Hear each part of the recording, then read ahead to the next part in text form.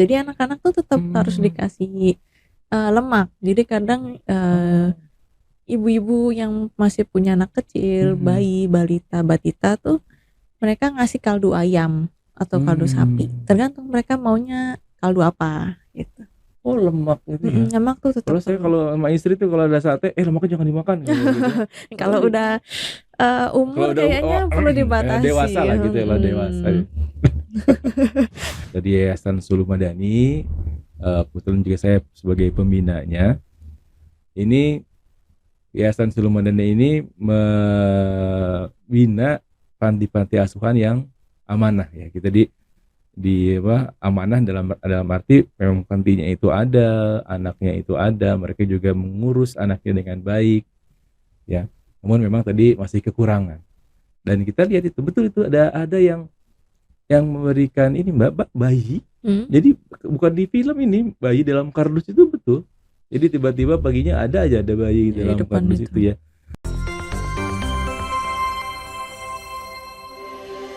Makin baik aja. Assalamualaikum warahmatullahi wabarakatuh. Yuk belajar terus di Podcast MBA, makin baik aja. Podcast MBA adalah ruang belajar yang menginspirasi, tempat kita mencari ilmu, berbagi ilmu, dan kita mencapai masa depan yang lebih baik. Baik teman-teman semua, pasti hari ini hari yang spesial, kita datang tamu lagi nih, Mbak Zaza ya. Ini susah nih namanya nih. Apa kalau manggilnya berapa tuh?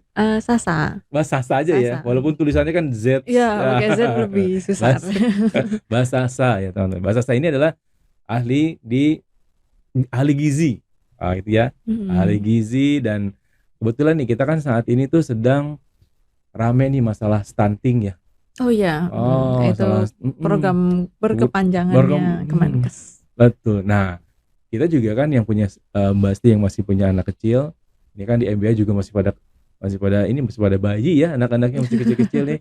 Nah, gimana nih biar anak kita tadi mulai, mungkin nggak tahu ya, apakah makanannya mulai dari ketika ibunya hamil gitu atau anaknya sudah lahir tuh, gizi yang baiknya tuh agar tidak stunting gitu ya. Stunting itu apa? Kerdil gitu ini ya? Ya, kerdil. Nah, itu gimana tuh Mbak Sasa? Silakan Mbak. Kalau semisalnya gimana sih cara pencegahan stunting? Itu biasanya dimulai dari prakonsepsi. Jadi prakonsepsi ini adalah tahap di mana ibu sebelum hamil. Jadi mereka sudah menikah atau misalnya wanita usia subur, sekitar umur 20-an yang sekiranya dia udah siap menikah dan sudah siap untuk dibuahi sel telurnya, seperti itu. Itu harus menjaga tuh kayak itu harus sudah dijaga gitu.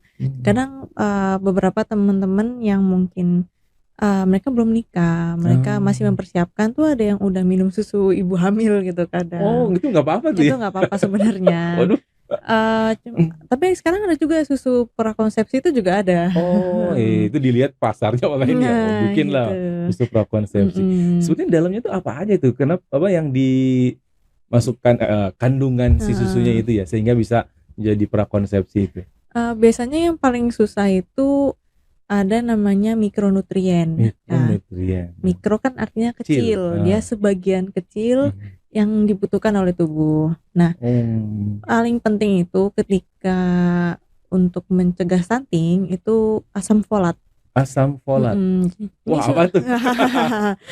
Itu sejenis protein yang dimana dia membantu untuk pembentukan jaringan oleh si janinnya itu. Jadi sehingga tidak ada terjadi cacat fisik gitu. Oke, jadi itu diperlukan tuh itu yang paling susah sih. Dan dalam makanan sehari-hari susah gitu ya nyari mana yang lumayan susah. Jadi untuk beberapa jenis butuh dimakan cukup sering gitu kadang. Kalau makanan alaminya apa tuh yang ada asam folatnya?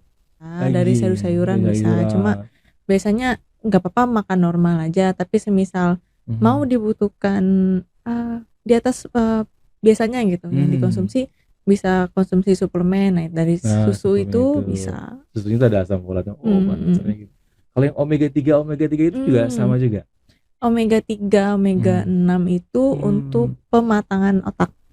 Nah, ini pematangan otak tuh gunanya biar misal dia tumbuh kembang ya. Jadi kan tumbuh itu secara fisik, kembang itu secara mental dan psikisnya, kayak gitu. Jadi tumbuh kembang itu tumbuh secara fisik, kembang mental. Saya baru tahu itu. Untuk omega 3 dan omega 6 kan untuk pematangan otak. Jadi dia memang butuh untuk ketika dia semakin semakin tumbuh, semakin tinggi umurnya, semakin tinggi badannya juga, dia butuh kembang kayak dia bisa belajar mulai berhitung, mulai mengenali suara, mulai mengenali ini tuh orang tuh ngomongnya ini, menangkap semua informasinya itu dan mengolahnya di otaknya. Nah, seperti itu. Sehat fisik tapi tidak berkembang otaknya juga nanti nggak susah hidupnya ya. Susah. Baik. Nah, terus kalau misalnya kita nih ya udah kadung nikah nih gitu ya.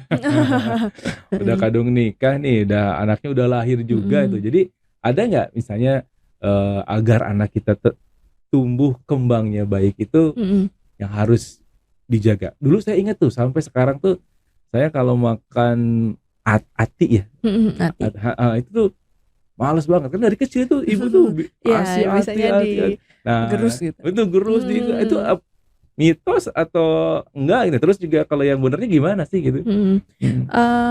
Anak-anak kan memang agak terbatas ya asupan makannya. Jadi untuk anak umur 0 dari dia lahir sampai umur 2 tahun itu mereka masih butuh ASI. Tapi ketika dia sudah beranjak umur 6 bulan hingga 2 tahun itu sudah mulai diberikan MPASI. Nah, MPASI itu MPASI. Apa itu makanan pendamping ASI. MPASI, makanan pendamping ASI. Nah, itu tetap ada tahapannya. 6 sampai 1 tahun tuh makanannya halus banget kayak bubur gitu. Jadi beneran kecampur semua, enggak. Rasanya juga hambar.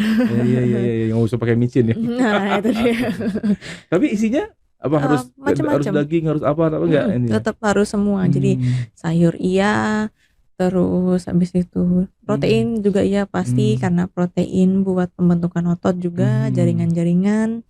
Terus habis itu serat karena untuk sayur. Kemudian karbohidratnya jangan lupa, bisa nasi, bisa kentang kukus atau tadi yang protein tadi apa daging macam-macam. Daging sapi, ayam sama ikan. Daging putih, daging merah lah gitu ya kalau itu ya. Itu harus selalu ada gitu ya kalau mau. Kalau untuk daging bisa selang-seling. Misal paginya mau daging ikan, daging putih boleh, nanti siangnya mau daging merah yang lebih kampukan mungkin ati atau itu ati beneran berarti boleh dipakai. Beneran berarti gitu ya. Beneran. Aduh, terima kasih. Sampai sekarang tuh. Oke. Jadi itu ya mungkin kalau detailnya bisa di searching dan di ini ya banyak tapi ini men-trigger nih ya. Men-trigger nih. Tadi kan ingat tuh 0-6 bulan bagusnya ASI full gitu ya. Full. 6 sampai 2 tahun ada MPASI, makanan pendamping ASI. Juga saat 6 sampai 12 bulan ya yang halus-halus. 12 nanti ini ada agak lebih kasar dikit, terus nanti naik sampai makanan biasa. Tapi tetap harus tadi proteinnya, karbohidratnya. Nah, kadang-kadang kan saya aja lah gitu ya, tahu tuh protein, karbohidrat, tapi protein makanannya apa ya gitu ya, vitamin ini ke makanan ini apa ya gitu. Kalau di mana bisa melihat itu ya gitu. Kalau untuk karbohidrat sebenarnya kenapa dia disebutnya karbohidrat karena dia mensuplai badan kita dengan gula. Jadi kalau misalnya ditanya contoh bisa nasi, bisa singkong, ubi, roti itu juga terhitung dari pisang enggak, pisang serat. Anak-anak dikasih makan pisang itu enggak apa-apa. Karena untuk seratnya. Serat paling utama, terus ada namanya kalium. Oh, kalium di pisang tuh ada Kalium kalium. itu dia tetap butuh vitamin dan mineral. Ya. Iya, saya sering ingat tuh ibu-ibu ya, dia pakai sendok tuh, dihalusin gitu, Dihalusin, disuapin. suapin. Kayaknya udah siap nih untuk punya anak. Waduh. Insya Allah. Nah, berarti itu ya harus lengkap tadi serat. Saya juga jarang-jarang karbohidrat, protein, vitamin, serat gitu ya. Iya, protein, serat, sama lemak. Lemak juga? Ya, lemak juga. Jadi anak-anak tuh tetap harus dikasih lemak. Jadi kadang ibu-ibu yang masih punya anak kecil, bayi, balita, batita tuh mereka ngasih kaldu ayam atau kaldu sapi. Tergantung mereka maunya kaldu apa gitu. Oh, lemak itu ya. Lemak tuh tetap. Kalau sama istri tuh kalau ada sate, lemaknya jangan dimakan gitu. Kalau udah umur kayaknya perlu dibatasi. Dewasa lah gitu ya, dewasa. Perlu dibatasi. Aduh, ini saya udah umur ya. Baik. Nah, jadi pasti kenapa topik ini penting ya bagi kita untuk dibicarakan? Karena ini kan pertama kalau di kita ya di MBA, perusahaan kita Multibangun Abadi ini, kita ingin setiap leader nih tugasnya nih bagaimana si tiap leader itu memastikan karyawannya itu selalu dalam kondisi terbaiknya dalam bekerja ya. Dan tahu nggak, pada saat karyawan paling tidak siap batinnya dalam bekerja ya, pada saat banyak pikiran tuh, pada saat anaknya sakit ya, itu benar. udah nggak bisa, udah buyar. Iya, udah buyar, pasti udahlah suruh pulang lah gitu ya. Makanya kita sangat concern nih bagaimana nih anak-anak kita semua sehat-sehat, terus tentunya nanti bisa mempunyai masa depan yang mampu bersaing ya, dengan tadi tumbuhnya baik, kembangnya baik gitu ya. Nah, itu ya pasti ya. Nah,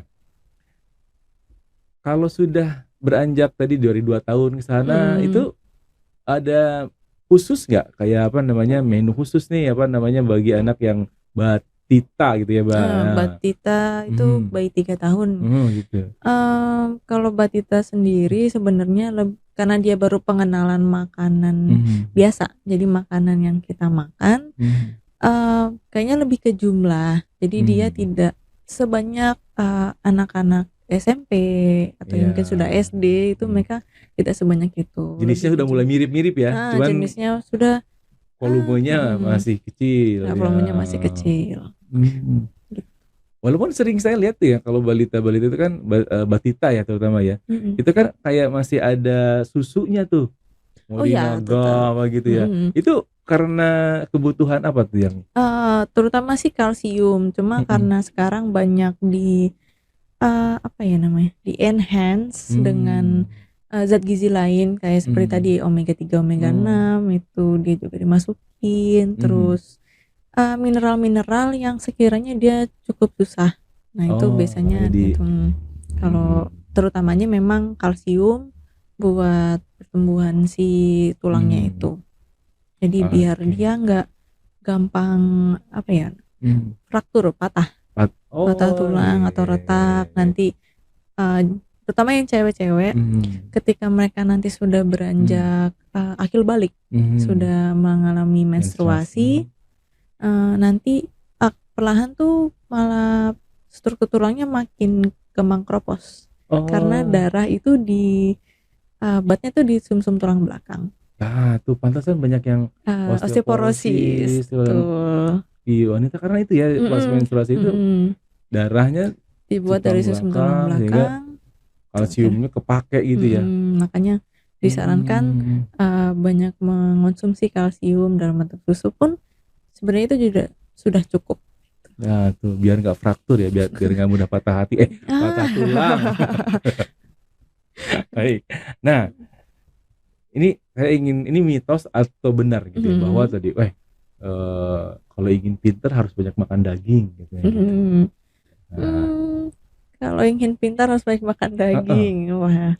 Atau dulu kan ikan gitu kan ya, ikan gitu. Padahal kata siapa yang bilang ya, ikan itu paling gampang dibodohi katanya, itu udah pancing gitu. Gampang kepancing. Jadi makan daging ikan atau daging lah gitu ya. Itu katanya bisa memintarkan anak? Maksudnya ini tanya nih ke ahli gizi, mitos atau fakta itu ya?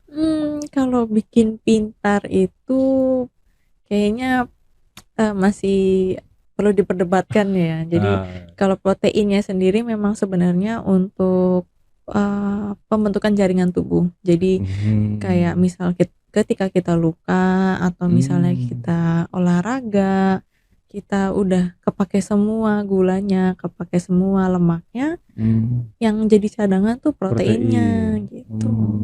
Tapi kalau untuk pintar, ya itu tadi kembali lagi ke ya kembang itu, pintar itu kembang gitu ya. Nah kembang itu nggak dari protein dari daging itu, bukan itu ya? Bisa turut membantu, tapi tidak sepenuhnya cuma dari protein saja gitu. Jadi tetap butuh zat gizi yang lain. Jadi kalau semisal gini, ketika kita yang sudah dewasa, kalau misalnya kita nggak sarapan, kita nggak ada asupan apa-apa, nggak ada gula, kita tuh gampang aduh lesu ya, terus udah pucet aja, lemah lesu mulai. Nah itu kayak gitu. Jadi ini juga berlaku untuk anak-anak. Ketika mereka tidak ada asupan yang cukup, otak mereka bakal kurang bekerja gitu. Jadi misal di sekolah dia jarang fokus, kayaknya susah memperhatikan, kayak gitu sih terutama. Tapi kalau misalnya tadi kan para Mbasti yang sekarang punya anak nih, tipsnya apa berarti nih? Biar tadi kan pasti semua orang tua ingin anaknya sehat, pinter gitu ya. Iya betul. Nah, ada tips mungkin Sasa? Kalau dari segi gizi ya. Itu lebih ke yang penting asupan anaknya terpenuhi. Itu nomor 1. Nomor 2, banyak belajar. Ini kenapa? Soalnya masih banyak kasus yang anaknya masih umur 0 sampai 6 bulan atau bahkan sampai 2 tahun tuh mereka udah dikasih susu formula. Itu masih sering jadi topik sensitif, terutama buat orang-orang orang tua sih yang dari dulu gitu, maksudnya orang tua zaman dulu. Nah itu mereka sering bilang udah langsung aja kasih susu formula ketika si ibunya nggak bisa mengeluarkan ASI. Padahal ada teknik tersendiri di rumah sakit gitu. Biasanya ketika setelah melahirkan anaknya digendong deket ibunya, terus dideketin ke dadanya supaya anaknya kenal, oh ini loh nanti anaknya menyusu dari sini, terus juga mendorong hormon dari ibunya untuk mengeluarkan si ASI-nya itu. Malah katanya ada cairan apa gitu ya yang untuk imun tuh kan yang lepas baru lahiran itu. Kalau itu kebetulan saya kurang tahu sih kalau yang terkaitannya itu. Memang caranya yaitu inisiasi menyusui dini. Ya, inisiasi menyusui dini. Itu. Banyak singkatan ya, MP. Oke. Kembali ke yang tadi tuh, yang kalau yang udah punya anak, kemudian berarti itu mitos berarti ya, kalau makanannya bagus bisa lebih memintarkan, itu mitos atau fakta? Makanan bagus tuh misalnya ini orang kalau dia dikasihnya itu teratur makanan yang ya bergizi lah terus-terusan gitu ya. Ini ada seorang anak nih, anak A ini bergizi terus makannya gitu ya, anak B itu ya karena kurang ya seadanya aja nih. Walaupun potensinya sama, misalnya ininya sama gitu ya, kemampuannya sama awalnya ya, pas ada anak, tapi karena dia ini asupannya bagus, maka nanti akan lebih kuat lah otaknya gitu ya, dibandingkan anak yang tadi yang tadi kurang lah karena orang tuanya atau karena keadaan tidak gizinya bagus. Nah kalau dianalogiin mungkin seperti ini, ketika kedua anak ini dilombakan gitu.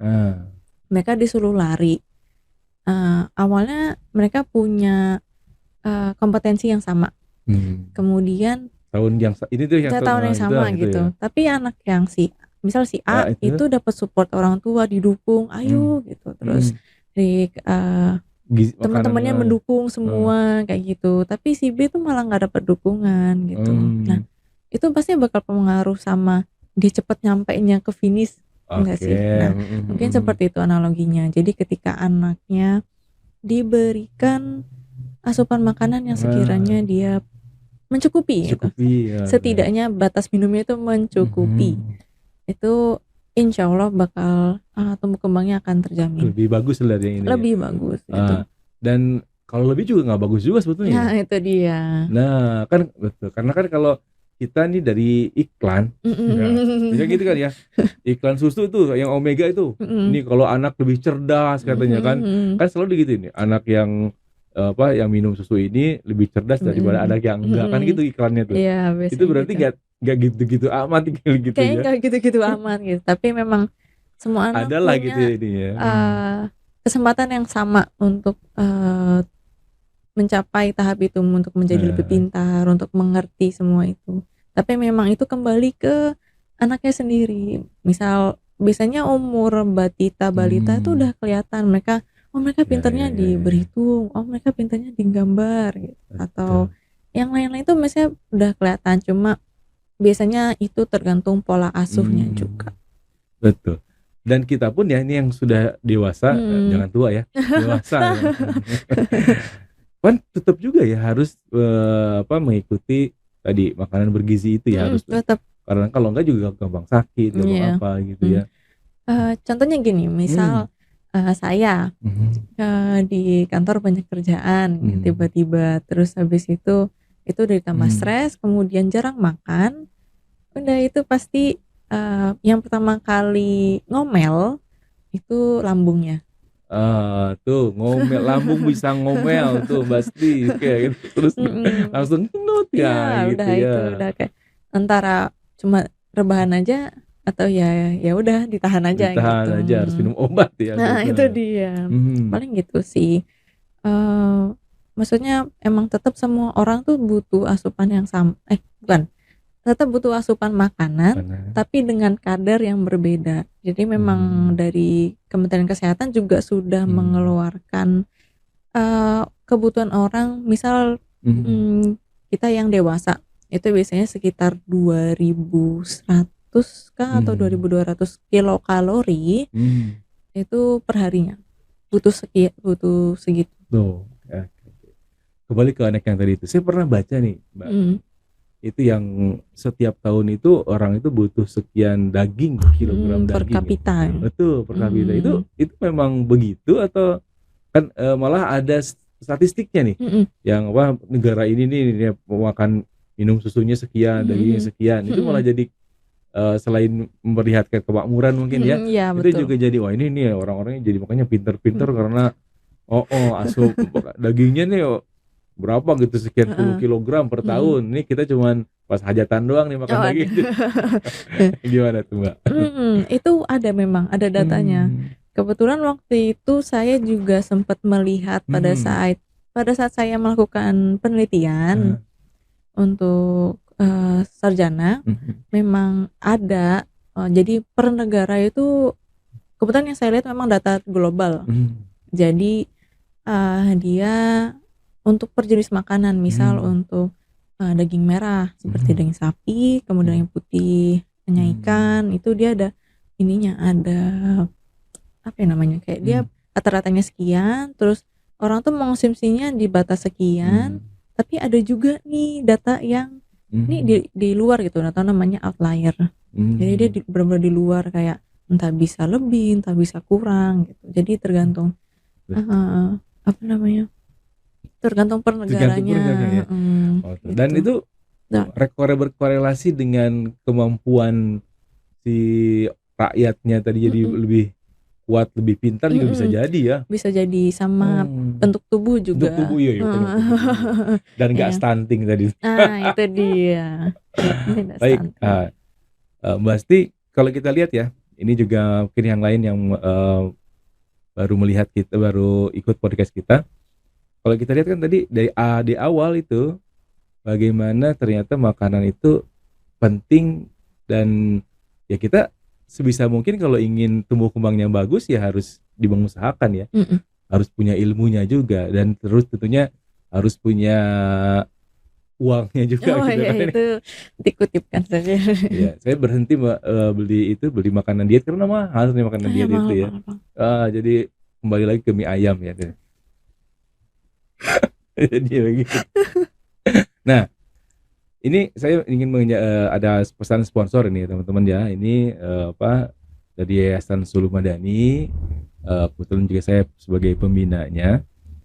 Ini Yayasan Suluh Madani ini membina panti-panti asuhan yang amanah ya. Kita di amanah dalam arti memang pantinya itu ada, anaknya itu ada, mereka juga mengurus anaknya dengan baik ya. Namun memang tadi masih kekurangan. Dan kita lihat itu betul itu ada yang memberikan ini Mbak bayi. Jadi bukan di film ini, bayi dalam kardus itu betul. Jadi tiba-tiba paginya ada bayi dalam kardus itu ya. Dan padahal tadi kita tahu ya bahwa 0 sampai 6 bulan harus susu alami gitu, ASI itu 6 sampai 12 bulan gimana ini saya nggak yakin tuh di panti asuhan bisa segitu gitu ya bisa. Nah, si Suluh Madani ini mengajak semua Basti ini yang ada ini tadi untuk memperhatikan gizi anak-anak di panti asuhan. Karena tadi ya yang suplemennya dia terus-terusan gitu ya, yang cukup tadi ya pasti sampainya lebih cepat kalau gitu. Betul. Nah ya, dan ya saya melihat sendiri itu bagaimana ya mereka itu asal makan ya, asal kenyang, asal terisi gitu, nasi aja atau tambah garam gitu kan ya, atau kerupuk gitu dong makannya. Nah ini tiap minggu Yayasan Suluh Madani ini membuat 200 makanan bergizi. Nah ini sebenarnya saya ingin ini kemarin nggak jadi kita videonya nih dan di sana juga kurang bagus ya tempatnya agak di kampung gitu, saya ngecek sana kurang bagus kalau untuk live. Tadi ingin nanya juga nih, kita itu yang 200 anak itu kita kasih setiap minggu itu ada totalnya sebenarnya 600 anak di 16 panti asuhan. Ada 600 anak. Nah, tapi karena kita ngelihat juga kemampuan kita ya, jadi hanya 200 per minggu. Jadi dalam mereka itu harusnya 3 minggu sekali dapat lah gitu ya, bergilir gitu kan. Nah, dan karena tadi 25.000 per anak gitu ya, per porsi makan. Jadi satu kali makan namanya PAB, program Ahad Bergizi. Itunya itu 200 anak setiap pekan. Nah, saya mau tanyakan nih ke Mbak Sasa ini. Itu yang bagusnya gitu ya. Ini kan 25.000 gitu ya. Saya juga ya mau naikin nanti kasihan donaturnya juga kan gitu ya. Dan sekarang setelah Covid malah turun ya donaturnya ini. Ini saya podcast nih biar mengajak lagi. Nah, itu dengan 25.000 nih biar ada gizinya. Sekarang itu biasanya tuh satu ini daging ini juga karena ada peternakan ya, jadi lebih murah kayak kita dapatnya daging merah, kemudian capcay karena ada sayur-sayuran itu sama yang itu tuh kentang di itu tuh kentang Mustafa ya, itulah ya. Ada namanya sih, saya lupa tuh yang namanya tuh ada namanya, tapi kentang yang dikasih itulah ya, potong dadu. Ya. Apalah itu namanya tuh, kentang balado. Nah itu tambah jeruk 1 gitu, itu yang ada itu pun benar-benar yang enggak, yang kalau teman-teman beli di ini pasti lebih lah, beli di kayak 25.000 ini karena juga ini ada catering yang mau kerjasama dan bilang ini karena ini ya, anak yatim saya nggak bawa untung lah gitu ya. Nah, tapi itu dianterin juga mau catering tersebut ya. Nah, ada nggak misalnya tips nih, Bu, jangan itu biar 25.000 itu lebih bergizi itu seperti apa? Kan biasanya kalau nasi box ya berarti nasi box, nasi box. Kalau nasi box tuh biasanya ada nasi, tapi tadi Pak Redi bilang kentang ya. Ada nasi juga ada. Nasi, buah lauknya itu kentang, capcay, daging. Gitu. Kalau semisal secara gizi seimbang ya Pak, itu harus ada karbohidrat, Proteinnya 2 jenis tapi. Protein 2 jenis. Nah ini pengurus itu ya catering juga ya. Jadi 2 jenis. Ya, jadi bukan dagingnya 2 jenis. Jadi proteinnya ada 2 jenis. Proteinnya 2 jenis. Jadi protein itu memang terbagi jadi 2. Protein hewani sama protein nabati. Oke, kalau protein hewani ya orang-orang pasti udah tahu. Daging-dagingan gitu. Tapi kalau yang nabati dia asalnya dari tumbuhan. Nah, paling gampang di Indonesia itu tahu atau tempe. Oke. Tahu tempe malah ya itu ya. Ya, itu. Terus kemudian ada sayurnya. Sayur, terus kemudian untuk tambahan seratnya juga dan vitamin C-nya supaya si proteinnya ini gampang terserap itu buah-buahan. Jeruk 1 cukup lah ya. Jeruk cukup. Tapi seratnya tadi itu apa tuh? Dalam bentuk sayuran. Sayuran dan buah gitu. Seratnya dari sayuran dan buah. Berarti tadi karbohidratnya dari nasi udah oke ya. Proteinnya kurang tadi ya, masih daging. Harusnya ada tahu tempe tuh ya. Protein nabati, tahu atau tempe ya betul ya. Nah, kemudian seratnya bisa dari sayuran dan buah. Ya. Nah, kalau tadi si kentang itu berarti sebenarnya bisa diganti ya? Bisa diganti. Karena itu sama-sama karbo. Sama-sama karbo, soalnya dia saingan nih. Tapi enak sih kalau kita. Iya, makanya. Bagi sama nasi uduk gitu. Iya, tuh sama mie goreng. Aduh. Iya. Oke, itu ya. Jadi berarti 1 karbohidrat, 2 protein. Sama ada seratnya. Ada lagi lemak. Nah, lemaknya dari mana tuh? Nah, kalau lemak itu paling gampang dari pengolahannya. Sebenarnya lemak tuh udah dapat dari daging. Kalau misalnya makan daging ayam dengan kulit, nah itu udah termasuk lemaknya di kulitnya itu. Saya nggak boleh gitu, kulitnya itu. Nah, kalau misalnya untuk catering, biasanya kan mereka biasanya ada menu-menunya tersendiri. Nah, mereka ada siklus menunya juga. Biasanya mereka bikin makanan yang cara pengolahannya, kemudian tampilannya dan rasanya juga berbeda.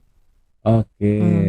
Biasanya ayamnya ada yang, kalau misalnya ayam atau ikan biasanya mereka lebih milih digoreng. Kalau yang daging disuir paling gampang. Kalau misalnya daging biasanya bisa kalau misalnya yang agak mahal memang biasanya rendang. Tapi ada juga yang oseng-oseng daging sama sayur itu juga bisa. Itu jadi 1. Atau mungkin kalau misalnya ikan bisa dalam bentuk mungkin apa ya namanya, pepes. Nah, itu ada lemaknya juga tadi. Itu ikan juga ada lemaknya. Lemak baik. Kalau lemak ada juga lemak nih, wah ribet. Lemak yang jahat ada juga ya. Lemak jahat tuh biasanya dari minyak goreng sih paling paling sering. Tapi kalau misalnya tadi ukurnya segimana kali ya? Segini kali ya apa? Dagingnya itu ya. Palingnya segini biasanya. Itu cukup lemaknya tuh. Kalau cuma pure daging sapi saja itu hitungannya kan lean apa ya namanya? Lean protein. Jadi emang beneran cuma pure daging aja. Pure daging itu tapi kalau misalnya mau tambahan lemak, bisa aja pengolahnya ditambah minyak gitu. Digoreng. Misal digoreng kalau misalnya dia mau jadi empal. Atau mungkin lemaknya ditaruh di jenis makan yang lain. Kalau di tahu itu tahu digoreng ada lemaknya berarti gitu. Lemaknya. Karena dari minyak gorengnya itu. Tapi nggak apa-apa, bukan lemak jahat ya. Asal minyaknya tidak terlalu panas. Maksudnya pada saat memanaskan minyak tidak sampai minyaknya yang apa ya bahasa Indonesia ngebul gitu. Itu udah hancur itunya. Ini nanti ya teman-teman saya ingin sekali lagi tuh nanti cara masaknya ya. Kan bisa jadi nanti kita bahan-bahan makanannya udah bener, masaknya salah ya. Sama aja nggak dapet apa-apa. Masya Allah. Baik Basti. Nah ini alhamdulillah ya. Ini saya masih banyak pertanyaan sebetulnya. Ini masalah yang menarik gizi ya. Apalagi tadi kita sudah bahas nanti ya bagaimana anak-anak nih malah tadi stunting sejak masa menstruasi akhir balik gitu ya, bagusnya. Ya, bagusnya seperti itu. Dan kalau sudah menikah ya Tadi Tidak apa-apa, tidak menikah dipersiapkan ya. saja. Tadi apa namanya, susu Yang mana? susu apa tadi yang sebelumnya tuh? Susu ibu hamil bisa, Susu ibu susu hamil yang prakonsepsi ada juga. prakonsepsi. Iya, betul. Saya juga nggak tahu tuh ya. Menarik ya, susu prakonsepsi. Kemudian nanti ya berarti kan sama juga ibunya dijaga Tetap ininya, gizinya. semua dari ibu dulu tuh. Jadi seorang suami itu tugasnya untuk mensupport. Dengerin tuh para suami tuh. Makanya harus kaya tuh bisa ngasih biar ngasih makan bener ya Mas Fatih. Mas Fatih itu. Kemudian tadi pas anak-anak itu juga udah bahas dan sampai ke kita ya, dan anak kecil batita itu ternyata semua itu yang memang harus ada ilmunya, cari ilmunya ya. Iya, betul. Nah, ini Mbak Sasa terima kasih, semoga menjadi trigger bagi kita nih para bapak, para ibu ya. Bapak-bapak lebih semangat lagi kerjanya, ibu-ibu lebih semangat lagi nyari ilmunya buat anaknya. Dan juga tadi ada titipan dari Yayasan Surmadani, kalau misalnya udah kadung nih, udah anak saya udah gede-gede Pak, udah jadi insinyur S2 ya, ini ini ke anak yatim nih yang masih membutuhkan. Terima kasih Mbak Sasa atas waktunya. Semoga ilmunya bermanfaat, insya Allah menjadi ilmu yang bermanfaat dan menjadi pahala bagi Mbak Sasa. Amin. Kita tutup dengan doa kafaratul majelis. Subhanakallahumma bihamdik, asyhadu an la ilaha illa ant, astaghfiruka wa atubu ilaik. Assalamualaikum warahmatullahi wabarakatuh.